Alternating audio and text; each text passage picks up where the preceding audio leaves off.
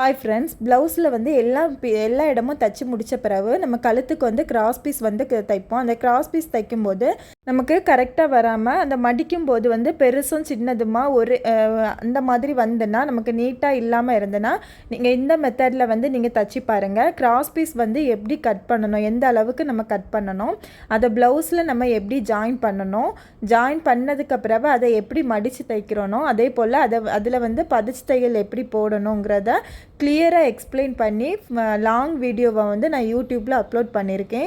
இந்த வீடியோ வந்து பிகினர்ஸ் முதல் எல்லாருக்குமே யூஸ்ஃபுல்லாக இருக்கும். இப்போ நான் புதுசாக வந்து தையல் பழகிறவங்களாக இருந்தால் கண்டிப்பாக இந்த வீடியோ வந்து ரொம்ப யூஸ்ஃபுல்லாக இருக்கும். இப்போ பாருங்கள், இந்த ப்ளவுஸ்லேயே நான் எவ்வளோ நீட்டாக இருக்குது.